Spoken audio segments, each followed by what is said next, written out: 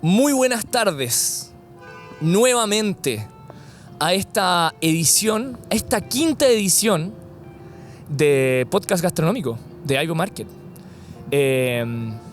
Recapitulando, hemos tenido capítulos increíbles, hemos tenido conversaciones sumamente profundas y humanas sobre cómo se compone y cómo se desarrolla un negocio gastronómico, cómo se construyen proyectos que finalmente dependen 100%, y lo hemos escuchado de Gino Falcone o de Patrick Johans, es darle y darle y darle y ser persistente, y a pesar de todo, seguir adelante. Y en este capítulo, en este quinto capítulo, creo que estamos también con una persona, un ejemplo también, debo decirlo, y por qué no, alguien a quien admiramos mucho por lo que ha hecho en esta industria gastronómica. Estamos con Benjamín Nast. Hola. En Demencia, gracias. Además en tu casa. Aquí en la casita. Eso. En el teatro. En el teatro, en el circo. Sí, así es. Benja, bueno, primero que todo, muchas gracias por tu tiempo, gracias por recibirnos en Demencia, en este podcast. Y esta tarde quiero que conversemos de lo que te ha traído a este momento, a este punto, y sin más preámbulos, ¿quién es Benja Nast? Uf. A ver, es un camino largo, ¿no? Perdón, ahí, ¿está bien? Está perfecto. Son años, ¿ah? Y la verdad yo creo que hay un común denominador en los últimos, yo creo que en todas las personas que entrevistaste, que hay ciertos checkpoints durante todos estos últimos 5 o 6 años que han sido importantes para todos y que nos han unido también, ¿no? El tema de estallido social, el tema de la pandemia, que al final la pandemia fueron 2 años completos con ires y venires que tuvimos que surfear. Yo empecé en Chile, yo volví a Chile después de un viaje de formación el 2016, finales de 2016, y el 2017 abro de patio. Antes de entrar ahí, ¿tú estudiaste gastronomía? Yo estudié gastronomía, estudié 2 años en el Ecole. Ya. Y después me fui a Europa. Ya, bueno. Me fui a formar allá. O sea, el segundo año de mi carrera yo estaba ya trabajando y estudiando. Trabajaba en el Hotel Ritz, Ya. en el restaurante Adra de Tomás Olivera. Increíble. En aquella época era estaba empezando Rodolfo recién con Boragón, estaba Zucalde de Matías Palomo y está Tomás Olivera también en el Adra, que eran como los que están ahí haciendo cocina de vanguardia. Y yo era un joven cocinero chiquitito, empezando con la carrera, con mucha hambre y pasión y muy ilusionado de todo lo que estaba sucediendo en la gastronomía en el mundo en esa época. Estaba empezando recién un poco los cocineros mediáticos, también estaba Ferran Adrià, que era todo en ese momento con el Bulli. Todo esto de las listas todavía ni siquiera estaba empezando, era todo muy nuevo. Yo veo una analogía directa, es como, finalmente, con la música. Es como uno siendo artista, uno guitarrista, uno dice como... Tiene que ver con la comunicación al Claro, final. mire ese guitarrista, mire ese batero. O sea, en esa época no existía ni Instagram. Ya, como quiero tocar en Coachella. Claro, como... para mí era yo tengo que trabajar en el Bulli, ¿no? Yo me acuerdo perfectamente del momento en que tomó la decisión de ser cocinero. Yo estudié ingeniería primero. Ya. Como varios que se pegan la vuelta. Pero lo encuentro bueno también, porque finalmente tú estudiaste ¿qué? Ingeniería comercial. Yendo un poquito más para atrás y si vamos a conversar harto. Yo salgo del colegio y en la línea un poco tradicional, ¿no? La expectativa. Claro. Familiar del entorno, ingeniería comercial. Yo en realidad no tenía puta idea de qué es lo que quería hacer. Uno a los 18 años no tiene idea de nada. No, nada. O sea, yo la verdad era como, bueno, ya sí, esto es. Y yo de cocina en ese momento nada. Ya. O sea, yo venía de una familia muy cocinera. Ya. Mi mamá era una gran cocinera. Ya. Mis abuelas también. Ya. Toda una línea muy matriarcal de cocina de fin de semana. Pero para mí eso estaba metido en el ADN. O sea, era como yo llegar a la casa y darme cuenta que el motor o sea, sentir, y así se vivía, el motor de la casa era la cocina. Siempre estaba funcionando, los olores. Yo ya sabía cuando entraba a la casa qué es lo que iba a almorzar o qué es lo que iba a comer. Ya. Entonces yo igual ya tenía como una... A ver, había una formación de niño de ser muy bien alimentado. Ya.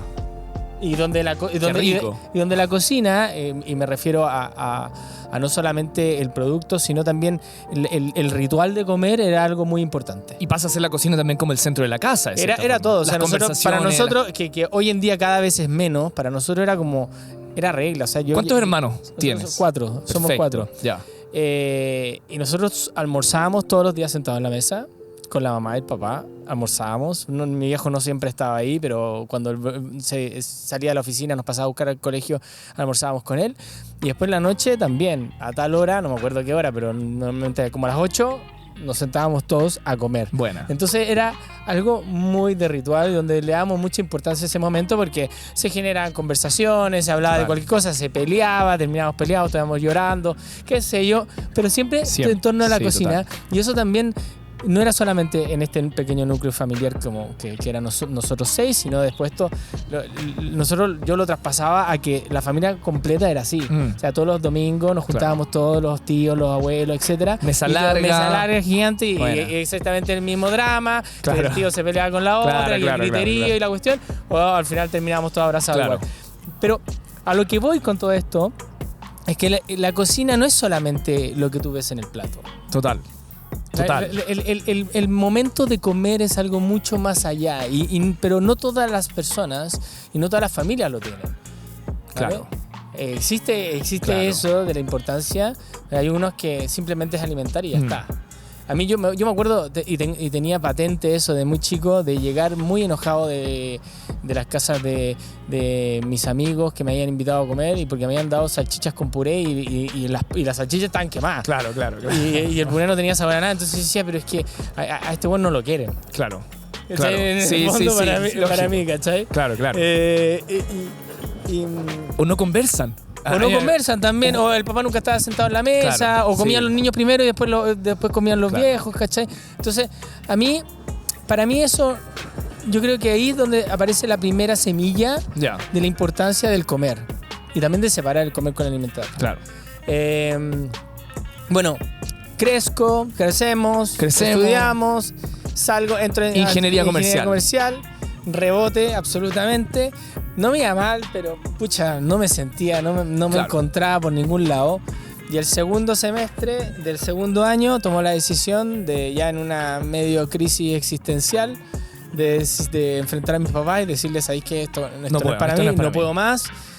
Estoy completamente ahogado en esto, necesito hacer algo tangible, necesito encontrar una pasión, me voy. Me voy de la casa. Wow. Y bueno, mi viejo me queda mirando y me dice, ¿y a dónde te vas? No sé, nosotros tenemos nacionalidad alemana porque mi abuelo es alemán y era alemán. Nosotros nacimos en Alemania con mi hermana y yo. Entonces tenemos el pasaporte y yo le digo, no, me quiero ir a Alemania. Perfecto. También tengo el idioma, venía al colegio, me quiero ir a Alemania. Y me dice, ok, ándate, pero no te puedes ir 6 meses, ándate 1 año. Y yo agarré mis cosas, vendí lo que tenía, agarré un poco de plata y me fui a buscarme la vida. Wow. Lo primero que hice fue llegar a arrendar me acuerdo que hice cálculos, ya tenía para arrendar una habitación 3 meses y me daba 3 meses para encontrar pega. Y me fui a... Esta es una historia divertida. Consigo una habitación en un psiquiátrico. En donde vivían los trabajadores de un psiquiátrico a la afuera de München y pago 3 meses de golpe. Nada, en esa época eran de haber sido 150 euros y pagué los 3 meses y era claro, en un edificio y esto era en un parque enorme con un psiquiátrico así rollo La Isla Siniestra esta de Leonardo DiCaprio. Igual en el mismo look. Y yo me despertaba en las noches con gritos y miraba a la ventana y había un loquito que pasaba una ambulancia, le ponían el chaleco de fuerza, lo subían y se lo llevaban. No. Pero bueno, ahí tengo un montón de anécdotas, pero pasa que después de ese año que estuve fuera, estuve trabajando de bartender, de camarero, siempre en servicio, que es en el fondo lo que uno hace cuando está de viaje, cuando es estudiante. me empecé a encantar de esa presión, ¿no? Del servicio en general. Me gustó y me empecé a apasionar. Y también lo otro que me empezó a pasar fue que yo me tenía que cocinar, tenía que alimentarme y empecé a transformar esos momentos que yo de alguna forma quizás en mi subconsciente echaba de menos de generar una mesa con mi familia, empecé a generar con mis amigos. Y invitaba a la gente a comer. Qué bonito. Y cocinaba. Y me pasaba horas metido en los mercados consiguiendo productos y en los supermercados encontrando cosas que ni siquiera conocía porque estaba en otro mundo, en otra ciudad. Los sabores cambian. Los sabores cambian todo y me acuerdo que le pedía receta a mi mamá y ella me las mandaba y ahí empezaba a hacer las cosas. Y ahí me empecé a descubrir en la cocina y ahí tomo la decisión de ya voy a volver a Chile y me voy a poner a estudiar cocina. Y hay una librería en España, estaba en Madrid, justo me acuerdo que esto, semanas antes de volver, voy a una librería y veo un libro gigante negro, muy bonito, lo abro y veo unos platos espectaculares, una foto increíble y era un libro del Bulli. Y ahí fue que me empecé a obsesionar con eso y empecé a perseguirlo. Y bueno, vuelvo a Chile, me pongo a estudiar y no perdí el tiempo, me metí a trabajar automáticamente con Buenísimo. Con Tomás. Ahí la decisión, por ejemplo, porque entraste a l'École. Sí. Y en ese momento estaba, no sé, École, estaba Culinary, INACAP, y ahí... No, ya existían, o sea, ya tenías de todo, ya tenías muchas opciones para estudiar. Entré al École porque te da la opción de después irte de práctica a Francia. Ya, perfecto. Entonces te da como este link que a mí me parecía en ese momento muy bueno, así que empecé ahí. Perfecto. Uno de sus chefs tenía como estrella Michelin. Claro, el Nonet es el chef, como uno de los socios, uno de los fundadores. Claro, él tiene un restaurante con estrella Michelin en Francia. Bueno. Es una eminencia, es un viejito ya, tiene, no sé, debe estar cerca de los 90 años. Ya. Así que, bueno, ahí entro a estudiar, me pongo a trabajar automáticamente en el Hotel Ritz con Tomás. Y ahí le metí acelerador fuerte. Me acuerdo que no quise perder tiempo y lo único que me dedicaba era a trabajar y estudiar en la mañana, trabajar en la noche, full, hasta que me fui a Francia y me fui a París a trabajar allá. Estuve 7 meses y por razones familiares me tuve que volver a Chile. Ya. Pero ahí ya empezó a funcionar todo. Ya es interesante porque ahí quiero conectarlo un poquito como con esta imagen finalmente que tú has ido un poco creando en torno, ya, como la autoría finalmente trae consigo un concepto y cómo se empieza a encontrar este Benjanás, por ejemplo, cuando partes con el concepto de fake Asian street food o cuando empieza a aparecer este Benja que dice, ¿sabéis qué? Quiero desarrollar lo mío, quiero desarrollar una autoría, mi propia cocina. Al final, esto tiene que ver con un tema de inquietud personal. Viene yo creo que de ese momento en que yo decía, necesito encontrar una pasión, necesito hacer algo que me represente 100%. Y cuando te decía antes, yo estaba en ingeniería y no veía qué es lo que yo iba a hacer. No me podía visualizar. Yo creo que en ese momento empieza a aparecer esa necesidad de alguna manera de encontrar tu sabor, de encontrar tu línea, encontrar tu personalidad y tu identidad, ¿no? A ver, esto es algo que no todo el mundo lo tiene, ¿eh? Hay personas que no tienen esa inquietud y simplemente son felices igual. A mí era algo que yo lo venía persiguiendo incluso quizás desde más pequeño todavía. Entonces, lo que yo hago cuando empiezo a viajar, primero a París, después me voy a Marbella, después me voy a Barcelona, después me voy a Berlín, y empiezo como a recorrer, hago como un tour de aprendizaje por Europa que duró cerca de 8 años, más o menos. Lo que yo estaba haciendo era absorber todo el conocimiento posible y aprender de todas las personas que para mí eran importantes y mentores que yo en ese momento consideraba que me podían aportar algo a mí, para después yo poder tener las herramientas para expresarme de la manera que yo tenía en mi cabeza. Y cuando vuelvo a Chile, el primer concepto era de patio, que era la expresión máxima mía en ese entonces de expresarme, de libertad de creación, donde yo iba a tomar el producto local y lo iba a interpretar de mi manera y donde iba a tratar de hacer que la gente sintiera lo que yo estaba viendo a través de la gastronomía. Cuando empiezo a armar otros conceptos, cuando ya empiezo a madurar un poco en esto, me empiezo a dar cuenta que cada negocio es un lienzo distinto, donde existen parámetros establecidos que los ponemos nosotros como socios o los que en el fondo los que armamos el negocio. Decimos, ya, hoy día nosotros vamos a armar, vamos con el de calle. Vamos a hacer el de calle. El de calle tiene que ser un restaurante asiático con un foco medio a una fuente de soda chilena. Entonces eso para ti es un lienzo donde tú puedes dibujar. Maravilloso. Y entonces yo hoy, para mí, para hacer las cosas mucho más fácil en mi forma creativa, me pongo los límites que el negocio me entrega y ahí armo un lienzo donde yo puedo dibujar. ¿Vale? Bueno. Eso es. Hay como buenísimo y me queda súper claro, pero me gustaría entonces como desglosemos este proceso, como y sobre todo para quizás quienes no conocen de calle o quizás no conocen de patio y probablemente hoy día tampoco conocían de Menzi hasta ahora. Claro. Es ¿cómo se va dando este proceso? Porque tú venías un poco, lo que decías, venías recibiendo información, te estabas llenando información de recetas, de olores, de comida a través de viajes y en un momento tú dices, ok, es momento, quiero empezar a desarrollar lo mío. ¿Cuál fue ese primer desafío? ¿Cómo se forja ese primer desafío? Tú dices fue de patio. Sí, ¿Cómo de se patio. forja de patio? ¿Cuál es el concepto que había atrás de patio? Bueno, al principio no había ni concepto. Al principio de patio era mi cocina. Y como te decía, lo que quiero hacer es interpretar la gastronomía como yo la veo. Punto. Perfecto. Ahora, cuando eres joven pasa y estás empezando un negocio y muchas veces no tienes claro, esto es como que tienes un abanico muy abierto y poco a poco lo vas acotando para encontrar una identidad del negocio y para que el negocio ya tenga un norte específico. Yo al principio cuando empiezo con de patio lo abría todo de lunes a, no me acuerdo bien, pero creo que era de martes a sábado y abríamos almuerzo y cenas y al final lo que te va manejando es que el negocio sea rentable o no. Entonces ahí tú vas encontrando la fórmula. Por ejemplo, yo abría carta, menú degustación, tenía 2 menús de degustación distintos, uno que solamente se da en la barra y otro solamente lo podías comer en la sala y aparte podías comer a la carta.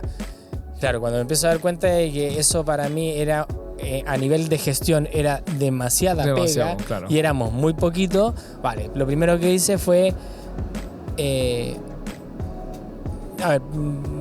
de nuevo, cuando me doy cuenta que es mucha pega y aparte me doy cuenta que el mercado me estaba diciendo algo, por ejemplo, me estaba diciendo que le estaba gustando mi menú gustación, que la prensa le estaba gustando lo que yo estaba haciendo, tomo la decisión de enfocarme en lo que la prensa y el mercado me está hablando. Entonces, corto la carta, me quedo con los 2 menús primero.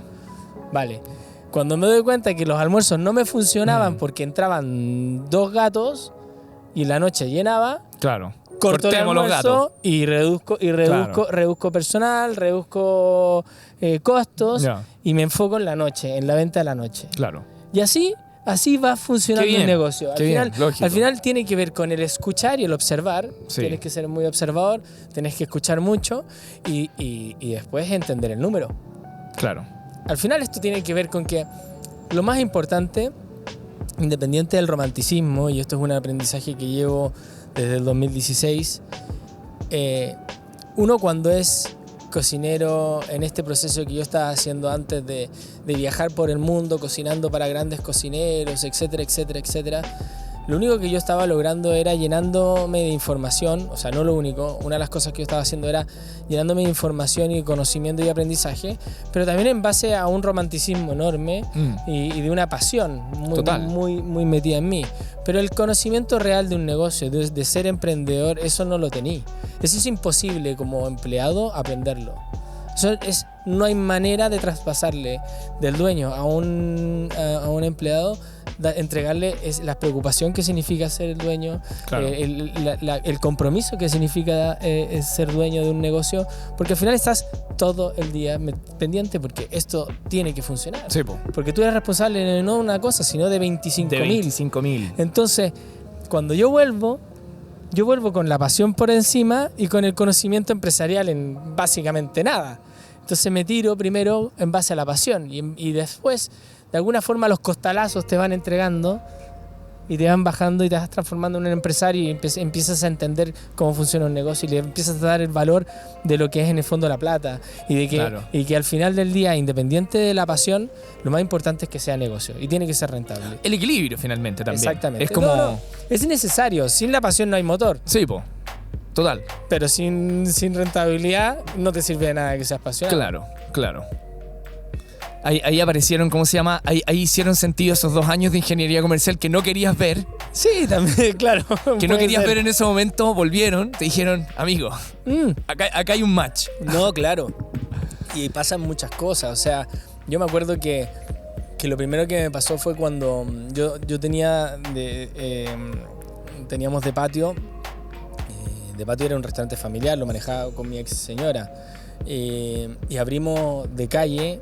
Y claro, de Patio daba, pero era como súper apretadito todo. Bueno, esto pagamos con lo justo. Además, llevábamos 2-3 años recién.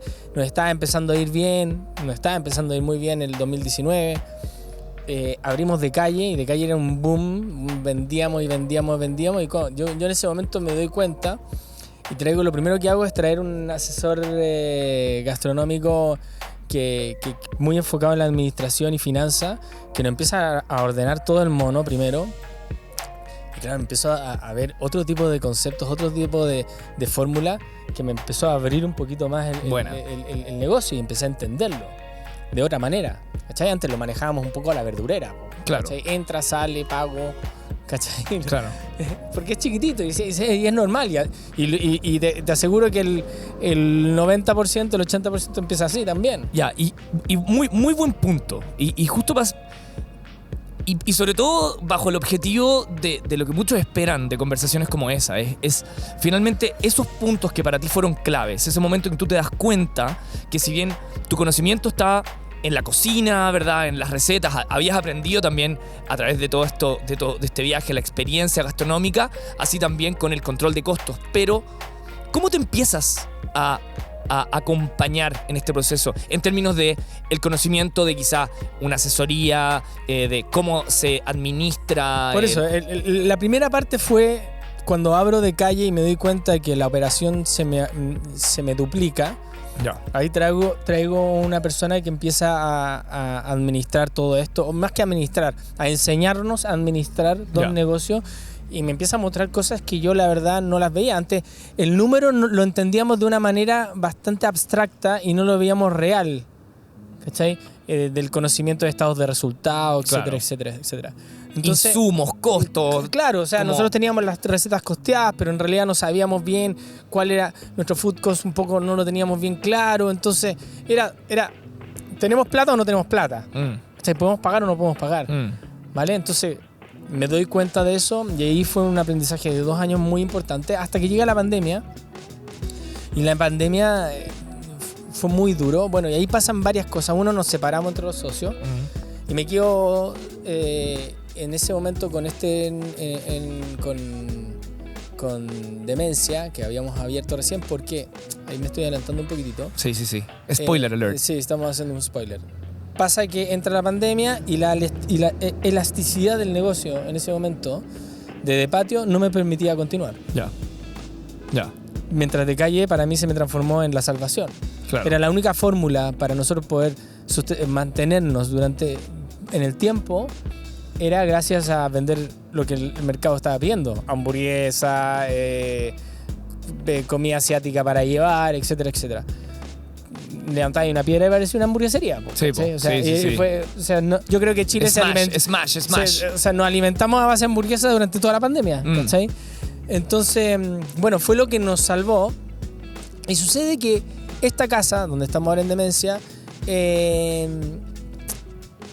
donde estaba de patio. ¿Cuál es la también. dirección? Vitacura. Vitacura 3520. Vitacura 3520, ya saben para qué.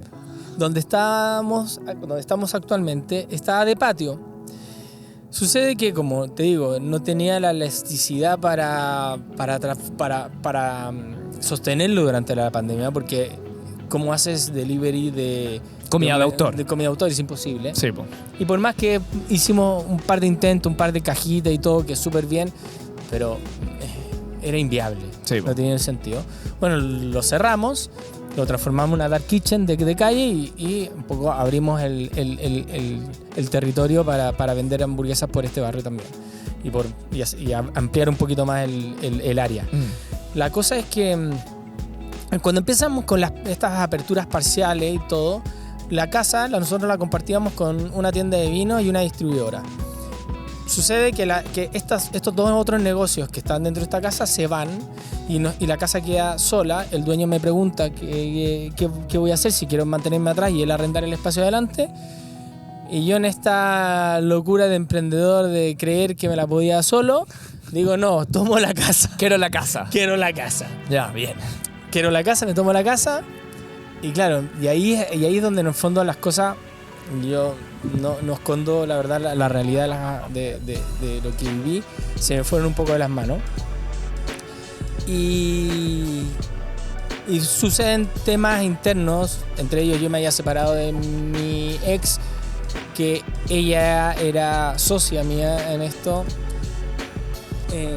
Entonces yo también estaba en una situación compleja de también tratar de separar aguas, porque bueno, independiente de toda la buena relación que yo tengo con ella, creo que necesitaba un poco de independencia también, ¿cachai?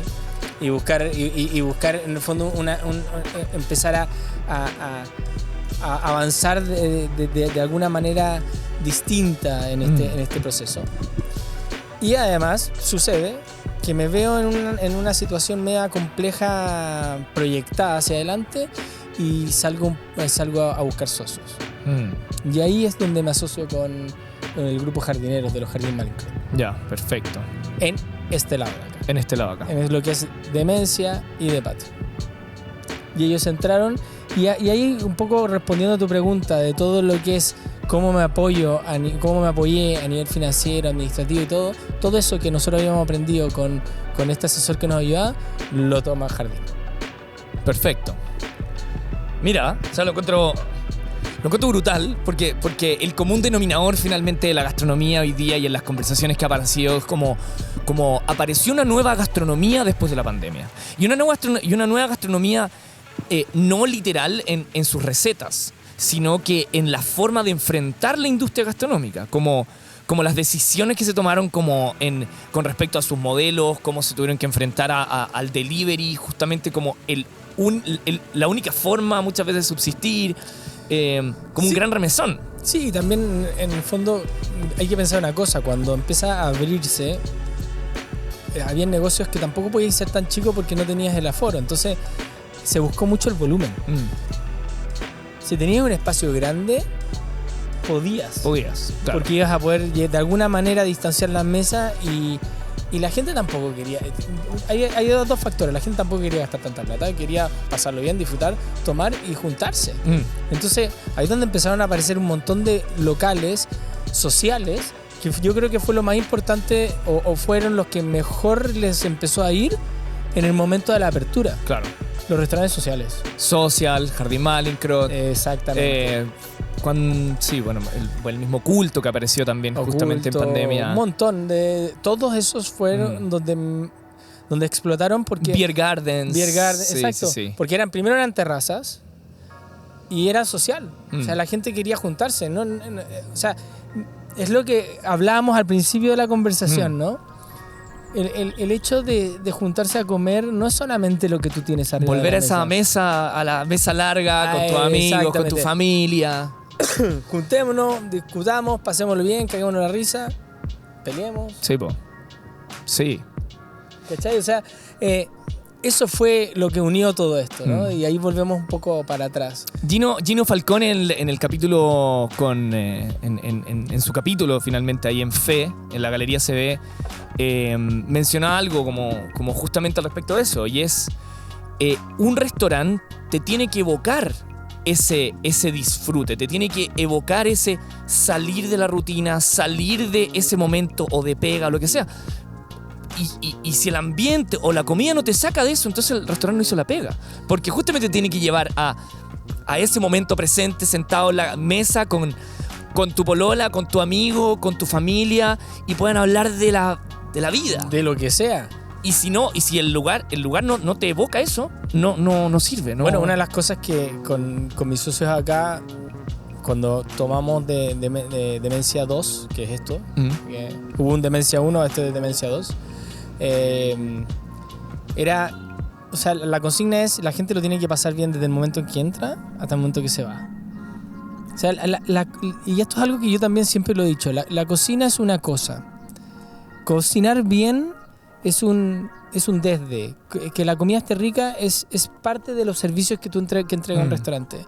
Pero la experiencia es mucho más que eso. Mucho más que eso. Y la experiencia tiene que ver en dónde te sientas, cómo te atienden, la onda, la música, el olor, incluso hasta la gente que tienes alrededor, ¿cachai? Entonces, todo eso ha sido una pega en conjunto donde yo te voy a decir una cosa. Mis socios, que son los dueños de los jardines, saben hacerlo muy bien. Porque entienden eso que hablábamos antes. El tema social es perfecto. Que es clave, ¿ah? O sea, es clave para que un negocio funcione. Total. Y en ese equilibrio también con la mano de una buena visión claramente gastronómica, porque... es un match bueno, sí, un match perfecto. Sí, match perfecto. Bueno, que me parece buenísimo también el cómo pudiste también enfrentar estos como grandes desafíos finalmente. Sí, al final hubieron muchas cosas entre medio, pero yo insisto, no es algo puntual, específico, pero tenía que ver con que también mi inquietud como cocinero, como empresario, era la necesidad de seguir creciendo y de que los negocios salieran a flote de alguna u otra manera. Claro, total. Y al final tiene que ver un poco con resiliencia, yo creo, de no dejar que las cosas caigan y empujar. Y ahí es donde uno tiene que mirar y decir, oye, esto no lo puedo hacer solo. Solo no se puede. Claro. La única manera de avanzar aquí es en equipo, armando equipo y entendiendo cuáles son tus limitantes y cuáles son también tus aportes, ¿cachai? Yo soy bueno en la cocina. Yo sé cocinar, sé armar equipo, me gusta la parte de los números de los costos y mantener eso. Y me gusta entender. Hoy en día, después de... Yo llevo del 2016, llevo 7 años en el negocio gastronómico como emprendedor. He aprendido un montón a entender el número gracias a mis socios hoy en día, gracias también al asesor que tuve en su momento cuando me doy cuenta que no estaba entendiendo lo que estaba completamente perdido. Y creo que es fundamental, o sea, es la clave del éxito de cualquier empresa. O sea, una cosa tiene que ver con la pasión y el talento y el conocimiento. Y la propuesta. De la propuesta, exactamente, de la propuesta. Pero otra cosa es directamente el entendimiento del número. Y yo hoy en día me siento con una capacidad mucho mayor de análisis de un negocio y entender para dónde va y entender cuándo hay que tomar decisiones, porque es clave eso. Y eso es lo que yo te decía antes. Al principio uno empieza con un romanticismo, pero es fundamental que llegar al momento en que si eres emprendedor tienes que entender cómo funciona y tienes que entender el número. Y por la misma razón, cuando uno no sabe, buscar ayuda, buscar un socio, buscar un partner, exactamente. buscar y entender que solo las cosas es muy difícil. Al final te vayas a esclavizar para toda la vida. Yo llevo 7 años en esto, que ahora estaba haciendo algo y digo, chuta, han pasado 7 años. Es harto tiempo. Llevo 7 años en esto y me doy cuenta que también cuando eres emprendedor nunca vas a dejar de tener problemas, nunca van a dejar de aparecer cosas y la única manera de alguna forma de estar tranquilo es teniendo equipo. O sea, me refiero a equipo de socios y tener un equipo hacia abajo que trabaje contigo, que esté contento y que haga las cosas bien. Total. Es la única manera, porque si te dedicas tú a hacer todo, va a llegar un momento que te vas a aburrir y te vas a desencantar de tu pega. Claro. Una de las cosas que yo a veces me pasó y al final trato de hacer constantemente, porque yo soy el cocinero en esto, es motivarme a que no se me vaya la ilusión de seguir cocinando. Porque el día que se me vaya la ilusión voy a querer dejar de estar acá. Claro.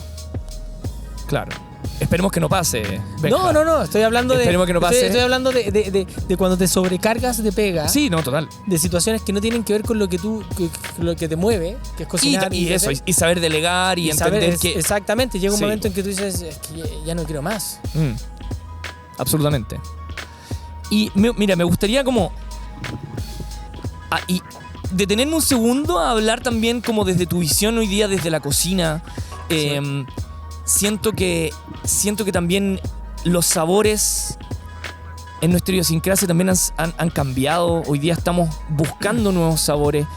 Estamos buscando visiones más internacionales. Así como tú fuiste a buscarlos a Europa, también incluso hay una búsqueda latinoamericana que ha ido explotando en la búsqueda como de nuevas recetas, nuevas materialidades, nuevo tipo de insumos. ¿Tú cómo ves en qué estado está la cocina chilena? Yo creo que está en un renacimiento ahora. A nosotros nos afectó mucho los años de pandemia y el mercado se transformó en un mercado muy poco específico y creció mucho en el ámbito social, que está bien, porque al final tenía que ver un tema de que había que levantar los negocios. Pero pasó que desaparecieron muchas propuestas. Desapareció la cocina y creo que durante este año se ha visto cómo la gastronomía chilena está volviendo a aparecer. Hay grandes exponentes y hay jóvenes que están empezando a meterle mucha fuerza y estamos empezando a armar pequeños polos gastronómicos, estamos empezando a unirnos también nosotros, todos los cocineros entre nosotros para empujar todos en una misma dirección. Yo creo que es clave la unión del mercado como cocineros, donde existe ese traspaso también de proveedores, de productos, de insumos, etcétera, donde, oye, mira lo que encontré, ¿cachai? Ese tipo de cosas ya está empezando a pasar de nuevo. Esto fue un tema natural, de que hubo una individualidad de que teníamos que salvarnos y teníamos que cada uno salvarnos su propio negocio, claro. Por lo tanto era normal lo que sucedió. El problema fue que en el Renacimiento no apareció muchas cosas. Creo que ahora estamos en ese momento, están empezando a aparecer cosas buenas, hay gente que está haciendo cosas muy buenas. Por ejemplo, La Calma para mí es la representación máxima de lo que es la gastronomía chilena a nivel producto. Y como La Calma hay varios de restaurantes de pescado y mariscos que también están haciendo cosas espectaculares.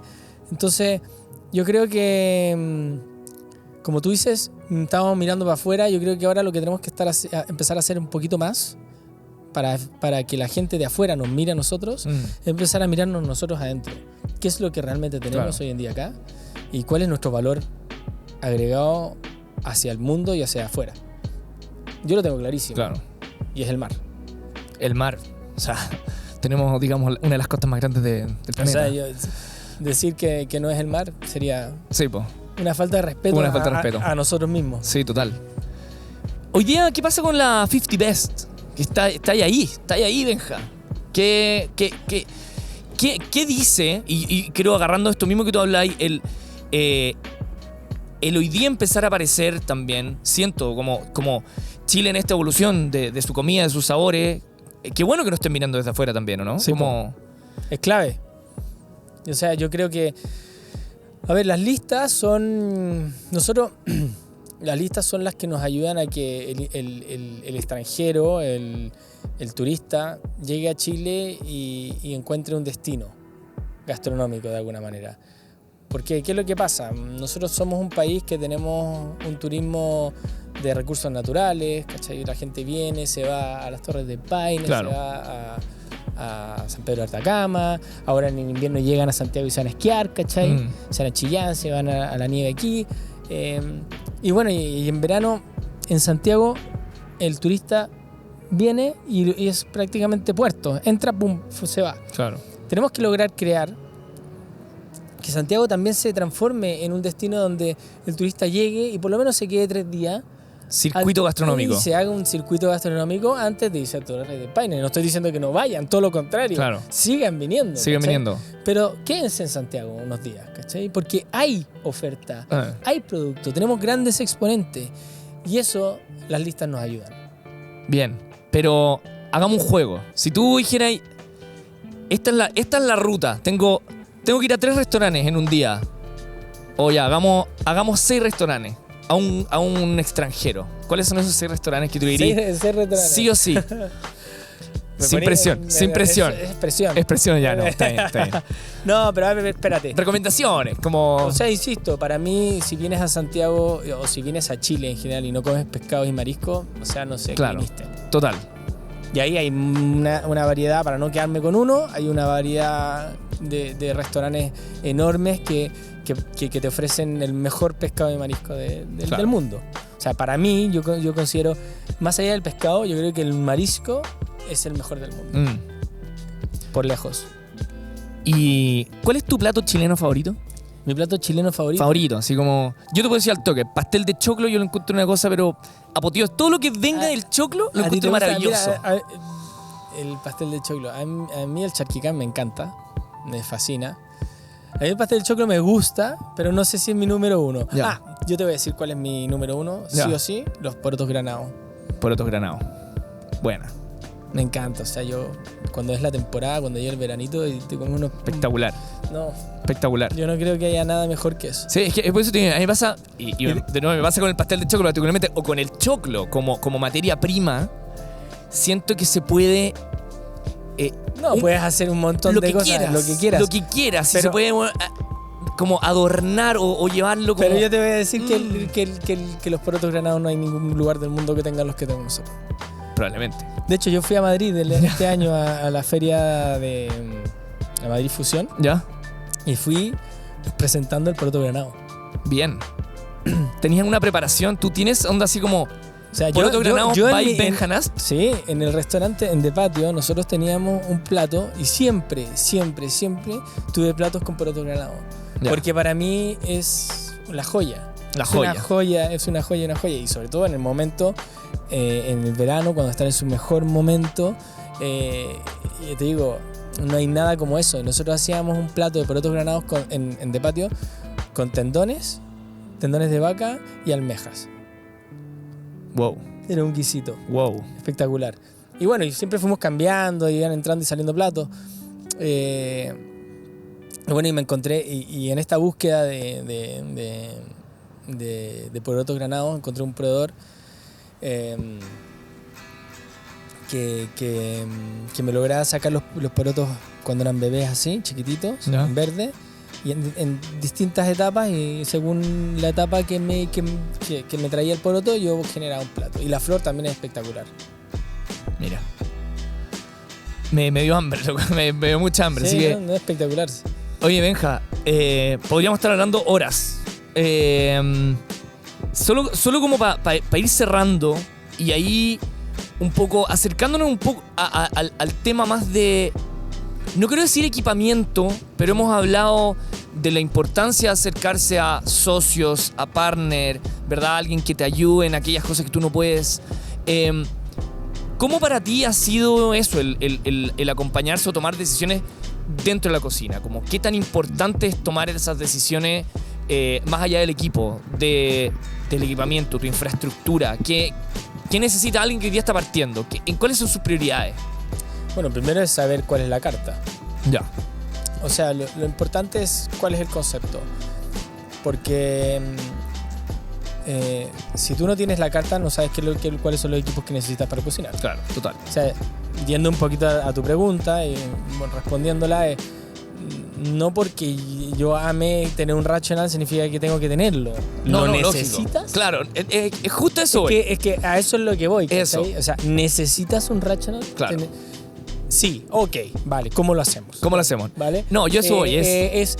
Primero, tienes que tener claro cuál es tu concepto a nivel gastronómico, cuáles van a ser más o menos tus recetas, qué es lo que tú tienes que cocinar, cuáles son los productos que vas a desarrollar, y en base a eso necesitas ver cuál es el equipamiento que necesitáis. Total. O sea, si no, al final terminas, que pasa mucho, y pasa mucho en en este romanticismo de cocinero joven de yo quiero, que terminan armándose unas inversiones que son impagables de unas cocinas que valen millones y tienen el Rational parado ahí hace 3 años y lo usan para calentar la comida personal. O tienen una plancha de cromo ultra y el pescado lo están haciendo en el sartén. Claro. Entonces, la eficiencia de costos y de inversión también va mucho en lo que realmente tú necesitas. Y el crecimiento dentro de tu cocina a nivel equipamiento tiene que ir en base a la necesidad de tu cocina versus el equipamiento. No antes. Yo no necesito un Ferrari para ver qué es lo que hago. No lo podría haber dicho mejor. Eso me parece buenísimo y sobre todo como consejo para quienes nos estén escuchando, que estén partiendo su negocio, que estén quizás emprendiendo o quizás quienes llevan años y están pensando en qué necesitan. Piden consejos también. Vean qué es lo que tienen. Lo primero es entender qué es lo que tú vas a hacer y en base a eso te armas el equipamiento y lo vas armando. Porque si no, al final estás tirando balas perdidas y estás invirtiendo y estás metiéndole un estrés a tu caja completamente innecesario. Y menos al principio cuando más lo necesitáis. ¿Cachai? Claro. Y yo te digo, o sea, tú vas a...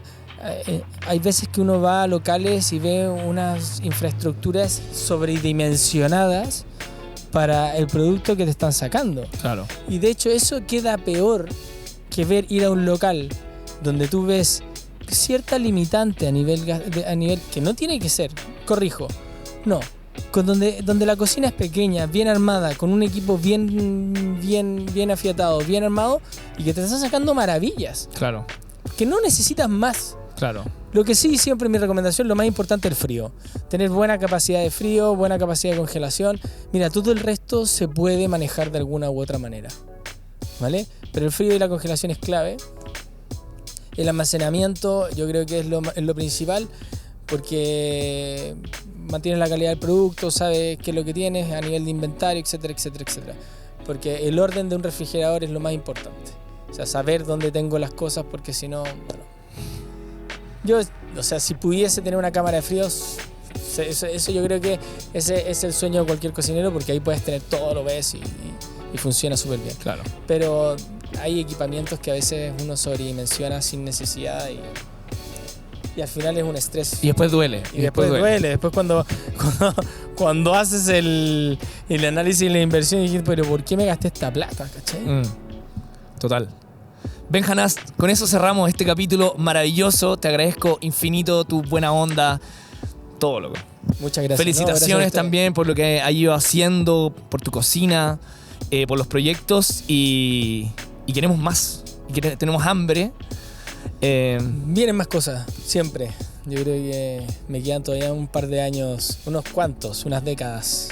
Sí, pues bueno, como 8 años. Te queda mucho, te queda para rato. Me quedan unas décadas de carrera y de carrete. Bien, loco. Bien. Así que sí, muchas gracias. Muchas gracias a ti. Este es el podcast gastronómico en nuestro quinto capítulo. Nuevamente, gracias a todos por estar acá. Gracias a Aibo, gracias a nuestros sellers y a las marcas maravillosas con las que trabajamos también.